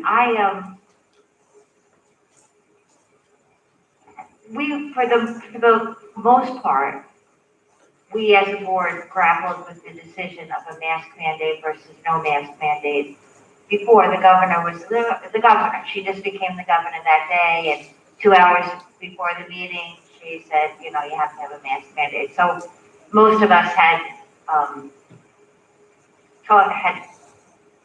looked at this issue, had listened here, and had come to, whatever. Now, and the basis for me for that decision was continuity of instruction. It was keeping kids in school. And it had nothing really to do with Hochul's order. It had to do with us having to comply with the CDC and state ed and state ed at that point, who say if you are 3 feet apart and masked, you don't have to quarantine and you don't have to contact trace. I wanted to keep kids in school. So that was really the basis. So I have to say, I do know about Article 78 proceedings, and I think it's ingenious because I'm not sure she has the power to do that, but that's not my decision. But because the basis of my decision was to keep kids in school as much as possible. It's already been crazy. So I would not be in support of the legislation. Of the what? Of joining the Article 78. But what if you didn't have to make that choice?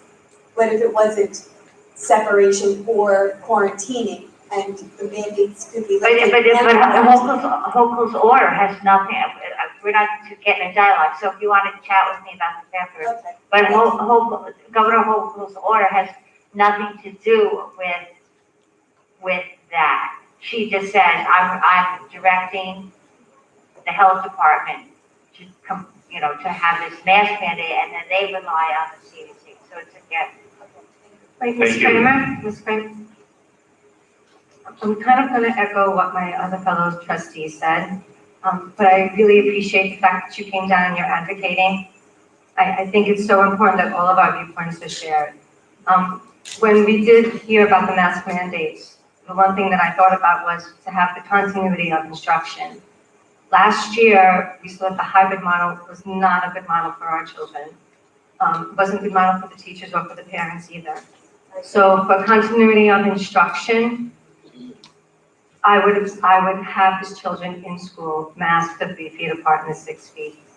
I don't know how things are going to change. COVID changes from day to day, but I appreciate you continuing the dialogue, and I will research further into Article 78. I have been following what Massapequa and Locust Valley have been doing as well. But I appreciate it and I look forward to talking more about it in the future. Thank you. We also research Israel. Thank you. Thank you. I just apologize, I have to leave for another commitment. I apologize, no offense to anyone. Have a great night, thank you. Hi, Jen Slattery, 1 East Broadway. I just want to make an observation. We are in this room for under 2 hours. It is very comfortable in here. I'm always hot, and I'm actually a little chilly in here. There's a lot of air conditioning. Our president of the school board has not worn his mask for almost the entirety of the. No, that's not true. I had it on and I took it off because I can't read with my glasses steamed. We can look at the video, but I have been watching for about 90% of this meeting. You have not had that mask on, sir. This is 2 hours in a cool environment. Our kids are in this school for 6-7 hours. It was 89 degrees on Monday. I just think that we need to be conscious of these mask breaks, about going outside more. I understand that this is not under your control, but take a look around you, and I bet people will look at that video. Every single one of you up there has taken breaks as you felt necessary, sipping water, taking the mask off for a few minutes. I see a couple bottles of water in front of you. I've watched all of you throughout this. You don't have to get permission to get mask breaks. Our kids do. I've heard from other people that some of the teachers, that they have said that the second the kid stops eating, the mask has to immediately go on. Maybe things can be a little bit relaxed if they are, allowed to take them off for these times. Because again, just look at how you're acting in this extremely cool, air-conditioned environment, which our schools are not. Okay, thank you, Ms. Slattery.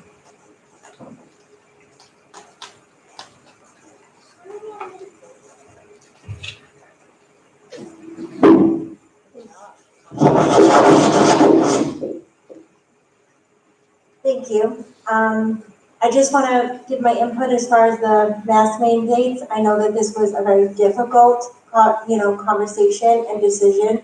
But as far as the continuity of the education, I 150% support this. And my friends, parents, my kids, all of us, we do support this as far as my children were fully virtual last year and returned back to school April 15th. Hybrid wasn't working for them. So I had made that decision in October to pull them out completely so that they can focus on one thing. So it was either fully virtual or be in school full time.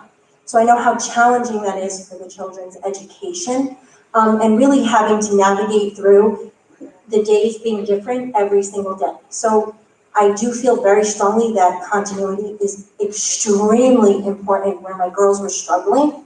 They were not getting good grades, and then ended the year with high honor roll and honor roll.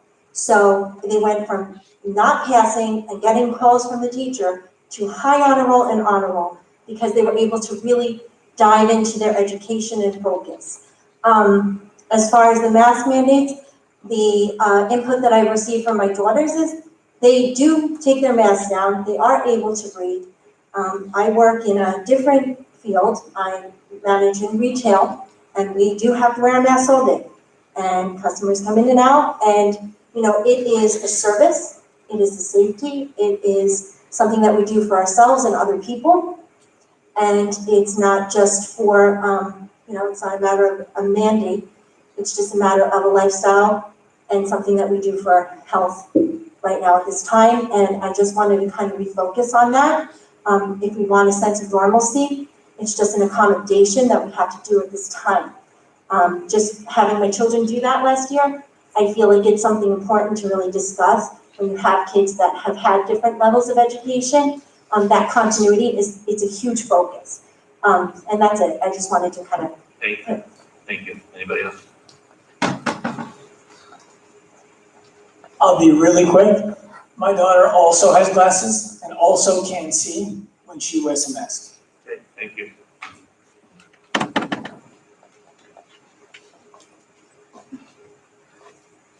Do I have to say my name again? No, thank you. I was just curious, we have legal counsel retained for the school monthly, right?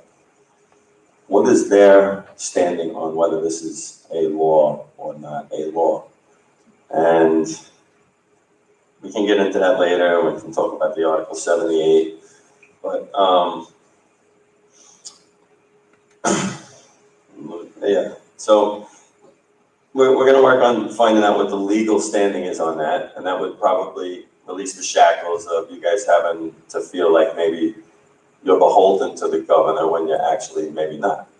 And maybe there could be a little bit more wiggle room in how we approach the masks, because every child, parent does it a little bit differently.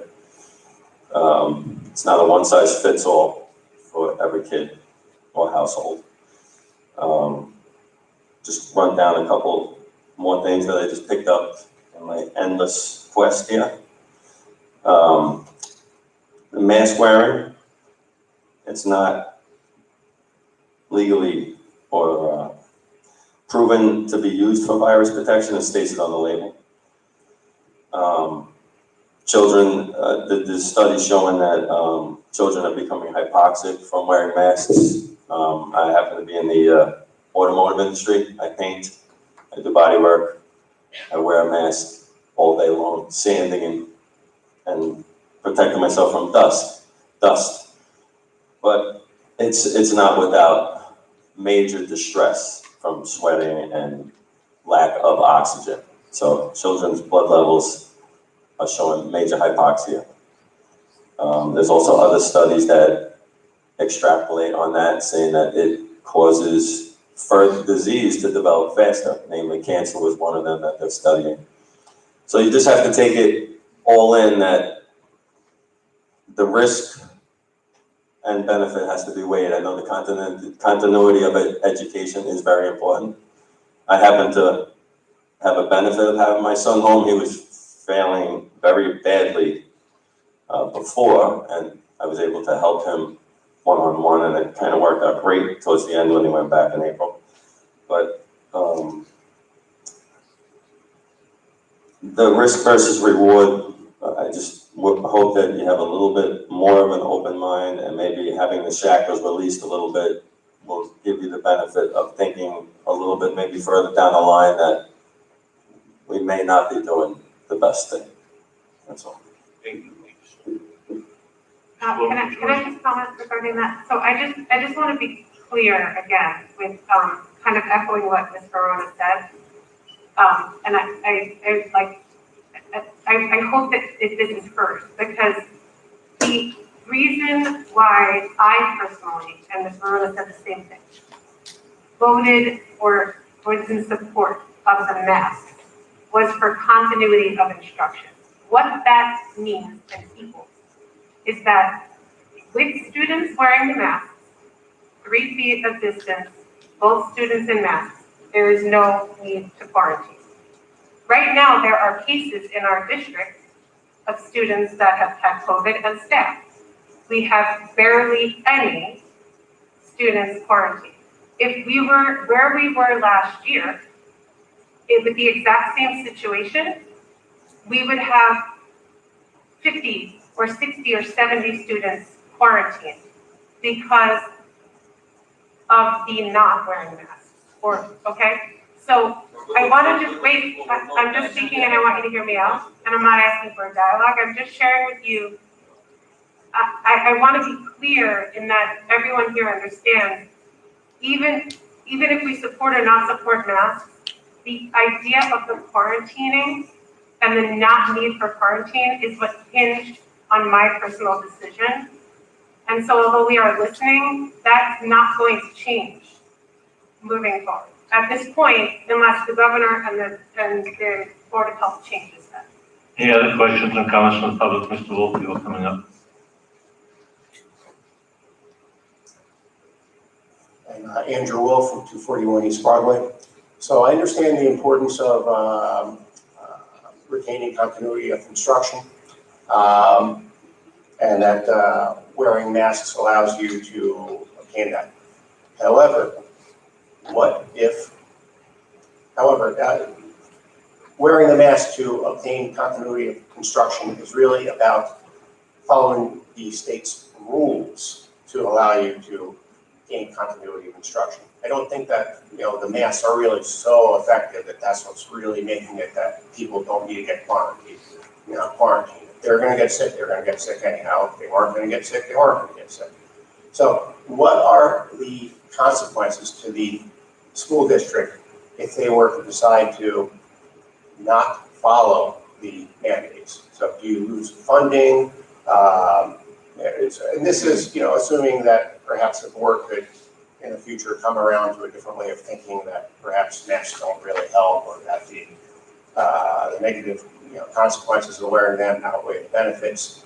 If the board were to come around to this line of thinking, what would the consequences be of going against the mask mandates? So essentially just allowing things to be normal. Well, I know that, I believe it was, I'm not sure it's just, I don't want to say, initially planned to defy the mandate, and they got a letter from the Commissioner of Education threatening not only monetary fines, but that they would shut the district down and make it close. Do you believe that that would actually happen? Like, would they really shut the district down? I don't know. That to me sounds like a bluff. Could they really do it? What are they gonna do with all the kids? They're gonna make them remote learners. Thank you. Anybody else? Okay. Classroom Teachers Association. Good evening, ladies and gentlemen of the board. It's day 4 of instruction. Public Classroom Teachers Association of Sel Committee for the grade school. Thank you, Mr. Harvey. Administrative Supervisory, EPS Group. On behalf of Mr. Epstein, we're looking forward to a great school year. Thank you. ALBSCA. Looking forward to a good school year. Great. Thank you. Excellent. Parent Teachers Organization.